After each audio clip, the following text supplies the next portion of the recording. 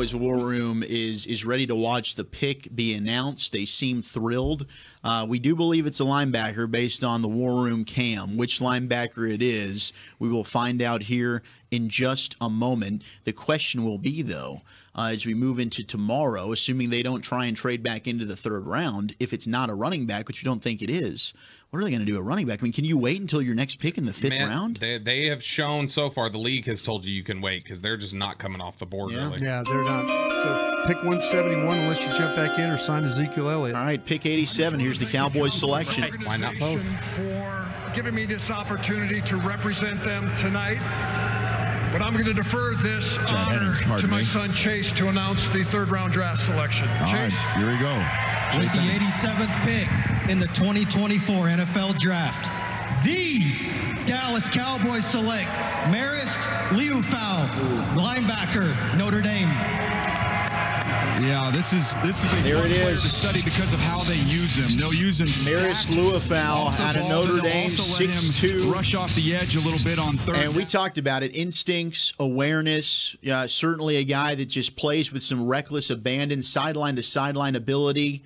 And I think he is a solid cover guy. I mean, he certainly works well in zone. What do you guys think overall about Liufau? I think he's a bit raw in how he plays, but I do think that they're looking at traits and some of the things that he can bring. I think a lot of it has to do with the temperament of the player and what you're trying to have in that linebacker room moving forward. I don't know how many times I've heard Bobby mention, like, hey, we want somebody that's reactive, gonna go. Sometimes they're not gonna always be right, but hey, listen, you want them to be certain and go downhill. And so this is something that I think he does well. For me, a lot of it has to do with his temperament.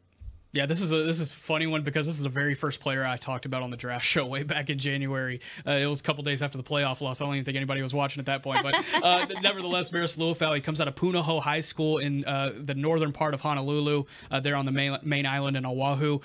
He's coming from a pipeline from Hawaii linebackers to Notre Dame that really started with Manti Te'o, and it's continuing to happen for the Fighting Irish. It's becoming a tradition for them even, and they've kind of built a brotherhood. He's the cousin of Rams wide receiver Puka Nacua. He's got a lot of cousins that are in the NFL.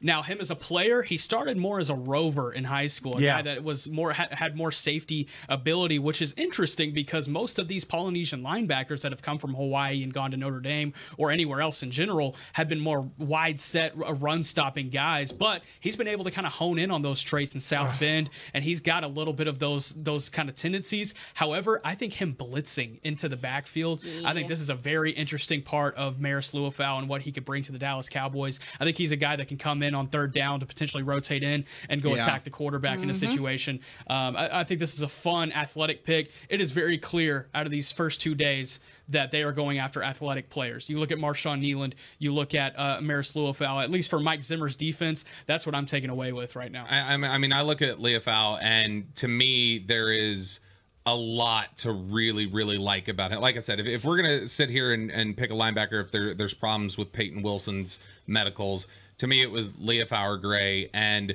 when you look at Liufau, you're looking at, especially in today's NFL with linebackers getting a little lighter, little bit more prototype size, a guy who plays with a ton of intensity, hair on fire. To me, he is similar in ways to Edgerrin Cooper, like just a guy who I don't like, the same sort of stuff that pops on Cooper's tape in terms of the intensity and the recognition and the aggressiveness. It's all there. The one area where he's probably below Cooper, I think, is just that Cooper seems to read it and recognize it a little faster. Whereas Liufau is a little bit more instinctual and just go attack it, and occasionally is a little over aggressive and it causes some issues. But I think if you can get him to play, I think it's obvious when you watch him, he recognizes a lot of stuff really quickly. I think he's a good tape study just from watching the way he plays the game. I think this is somebody who can cover the more athletic linebacker or the more athletic tight ends and running backs in the league. This is a really good pick to me. I like Liufau a lot. I do too. I can't remember. Was he at the Shrine Bowl? He was a Shrine Bowl guy. Okay, so I heard guys when we got to go into talk to the players, I heard players mentioning that he was calling out the plays as they were happening. Like he's kind of what people were talking about with Peyton Wilson at the Senior Bowl.